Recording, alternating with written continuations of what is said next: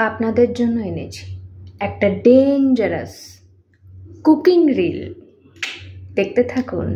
হ্যাঁ, রিলটা ডেঞ্জারাসই হতে চলেছে, কারণ ম্যাগি তো মাঝে মধ্যেই রান্না করি, কিন্তু রান্না করার রিল এই প্রথম বানাচ্ছি। এই দেখুন, চুটকি বাজিয়ে কি সুন্দর পেঁয়াজ ছাড়ানোও হয়ে গেল, কাটাও হয়ে গেল। আপনারা এই ম্যাজিক জানেন? আমি কিন্তু জানি।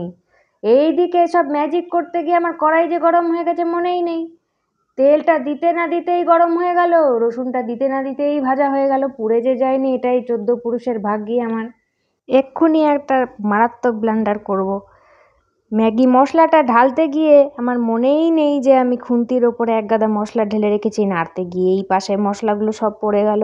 না, কড়াইয়ের বাইরে পড়েনি বেশি, কিন্তু আমার মনেই ছিল না, কারণ আমি ভিডিও করছিলাম।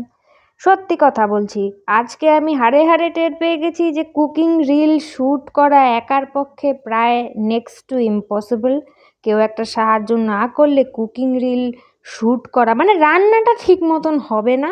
আর কড়াইটা কিন্তু পুড়ে যায়নি, এটা একটা কাস্ট আয়রনের লোহার কড়াই, আপনাদেরকে বলে রাখি। প্লেন মশলা ম্যাগি করেছি, সস টস দিইনি, রঙটা বেশ ভালোই হয়েছিল, খালি ম্যাগিটা একটু গলে গিয়েছিল।